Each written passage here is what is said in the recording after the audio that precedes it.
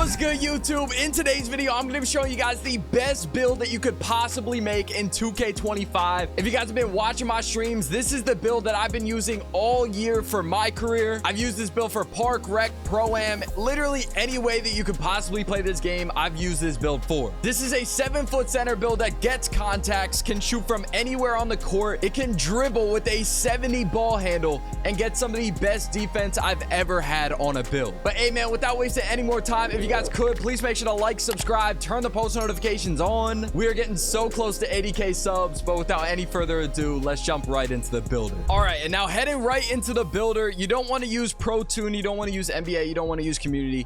You want to make your own. You want to be able to change all the attributes exactly how you want to be able to play. So starting and create your own, obviously first name, last name, handness, jersey number, they all don't matter. It won't change how the build plays. But now for your position, height, weight, and wingspan, obviously that's going to change it. So for the position, this is going to end up being a 7-foot center build. So we are going to pick the center position. Our height, we're going to set that to 7 foot. In my opinion, 7 foot was the perfect middle ground. You're not too tall to where you're like immobile or anything like that, but you're also not too small. So you're still going to be able to get stops on the defensive end and basically be able to do all that you need to do on this build. Your weight, we're going to go with 225 pounds. It might seem kind of low for a center, but I have had no problems with strength or anything like that on the defensive end or even on the offensive end. 225 has been perfect just so you're able to move around on the court. You're able to get all that speed, and especially when you're dribbling on this build with that 70 ball handle, you're going to be able to move around as fast as you possibly need to for this build. But now for your wingspan, we're actually going to bring this down and we're going to bring this to 7 foot. And the reason for that is not only is it going to allow you to be able to get that ball handle that you want on this build,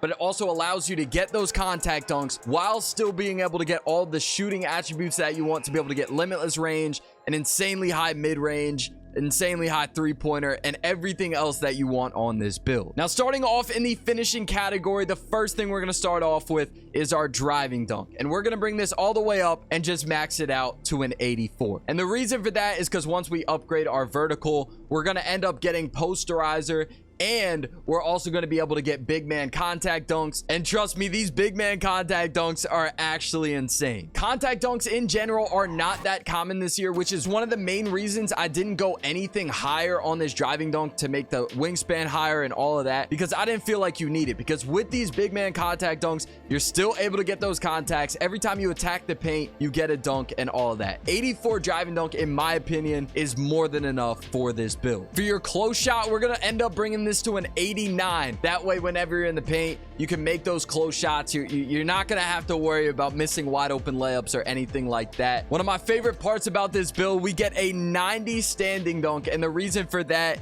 is you get those standing contact dunks. I literally just bully people out of the way, shoulder them out of the way, and then throw it down every single time with those hop steps, drop step. It doesn't matter. I score every single time in the paint, and a large reason for that is because of this 90 standing dunk. You get rise up on silver. It ends up going to gold, maybe even Hall of Fame. I can't remember, but once we upgrade our vertical, it goes up even higher than this. And then finally, our last attribute in the finishing category is our post control. We're going to bring this up to an 84, and the reason for that is because I like to play in the post a lot. If you don't like to play in the post as much, you don't have to upgrade this as much. This is definitely a more personal preference type of attribute, but I like to be in the post and like to be in the mid-range and hit those post fades a lot. I like to do drop steps and stuff like that. But if you're not that type of player, you definitely don't have to upgrade this all the way up to an 84. Our driving layup, we're just going to leave this at a 64. I've had no problems with it. I get all dunks every single time I attack the paint, so I haven't really needed a driving layup too much. But if you want that, you could definitely upgrade that a bit more as well. Now for the shooting category, the first thing we are going to do is we're going to bring up our three-point shot. We're going to bring this all the way up to an 83. And the reason we go for exactly an 83 is because if you go anything lower, you end up losing limitless range. For your mid-range, this is one of my favorite parts about this build. We're going to bring this all the way up to a 93. And with the 93, you end up getting Hall of Fame post fade phenom, which basically means you're going to be making every single post fade.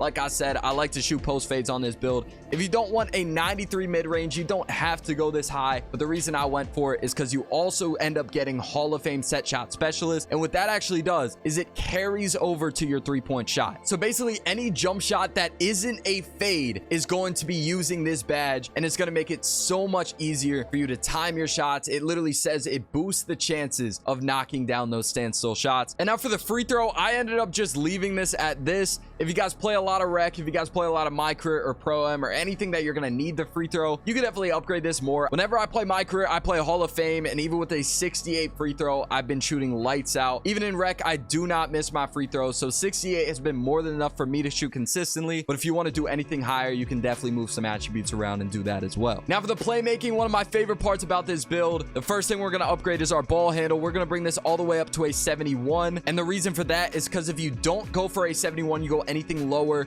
you end up losing handles for days. So you definitely want that badge. It basically just allows you to dribble for a lot longer without losing stamina as quick. Your pass accuracy, I ended up bringing this up to a 55, and the reason for that is because you get dimer, and that way if you ever get doubled in the post or anything like that, you can just kick it out to your teammates, get them an easy look, and it'll make it a lot easier for them to time their shots. 55 pass accuracy might seem a little bit low, but I have had no problems with it. If you guys want to go any higher, you could definitely move some attributes around and get a higher pass accuracy, but I have had no problems with a 55. For our speed with ball, we're just going to max it out. You want to be as fast as possible when dribbling, and this is definitely going to help us do that because you want to be able to move around the court and get to wherever you need to go to be able to get open, to be able to score, and all of that when you're dribbling. So yeah, speed with ball, just max it out. Now for the interior defense, we're going to bring this all the way up to an 80. I know it might seem a little low for an elite defense type of build, but once we upgrade our block and stuff, you're going to see why. And obviously these badges haven't popped up yet, but once again, once we upgrade our block, strength, and all of that, those are going to go up as well. Now for your perimeter defense, I brought this up to a 41. We're not really going to be guarding anyone on the perimeter, but if you do end up switching onto a guard, you're still going to be able to keep up with them and all of that, especially with our speed that we're going to upgrade in just a little bit. But as a center, our perimeter defense is not a main focus of our build. It's more interior defense, getting blocks, steals, and all of that. So we're not really going to worry about that 41 perimeter defense. For our steal, we're going to bring this all the way up to a 49. They actually just recently nerfed those lane steals, and in my opinion, I've been able to get those lane steals even without the interceptor badge. However, if that is something super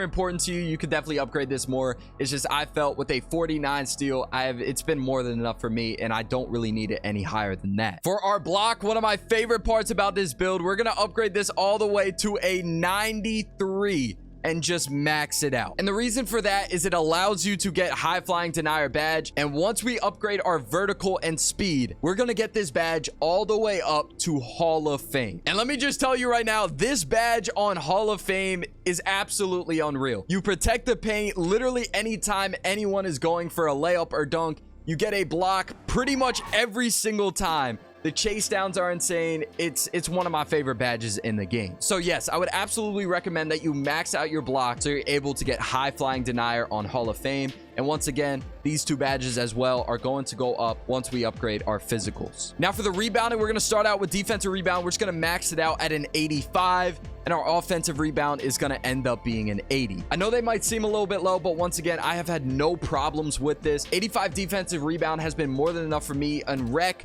park, mycareer, anything. I've been able to get all of those rebounds that I need. And even on the offensive end, I've been able to get those putbacks and all of that with that offensive rebound. I wouldn't worry about this. However, if you do want to be averaging 25 rebounds per game in the rec, you could definitely upgrade this a bit more and bring that wingspan up and stuff like that. Now, finally, for our physicals, we are going to bring our speed up to a 71. And what that's going to do is it's going to help us get high flying denier on Hall of Fame. That just finishes out all the qualifications that you need for the speed for that. And once we upgrade our vertical, that's going to go up as well. Our agility, I just left this at a 51. I thought this was going to be a very important attribute this year, but I have had no problems once again with a 51 agility. It's been more than enough. I've been able to move laterally very quickly and be able to keep up with anyone who has the ball. And once again, I've had just no problems on the defensive end. For our strength, we're going to bring this up to an 83, and that is going to allow us to get post powerhouse on silver, bronze post lockdown, brick wall. If you guys want this a bit higher, if you set a ton of screens, you could definitely bring the strength up a little bit more. I haven't really needed it any higher than silver. Box out beast you get on gold. But yeah, once again, if you guys want these badges just a little bit higher, you could definitely upgrade this a bit more. But the vertical, this is very important. You want to bring this all the way up to an 83, because if you don't go to an 83, you don't end up getting Hall of Fame high flying denier, and that just makes this build so much better having it on Hall of Fame. You get every single block in the paint. You get every stop on defense. It is one of my favorite badges and basically just rounds out this build from every aspect. You can dribble, you can score, you can shoot, you can defend, you can rebound. You can do absolutely everything on this build. And now finally, we have some attributes left over. You can add this to ball handle, pass accuracy, free throw, driving layup. I'm just going to add this onto steal a little bit. And with that, we have our finished build. And with shades of Kristaps, Chet, DeMarcus Cousins, we have built a two-way 3-level scoring threat. And now if you guys want some of the animations that I use on this build, here they all are. But hey man, if you guys want a jump shot for this build, click the video on the screen. And if you guys enjoyed this video, please make sure to like and subscribe, and I will see you guys in the next one.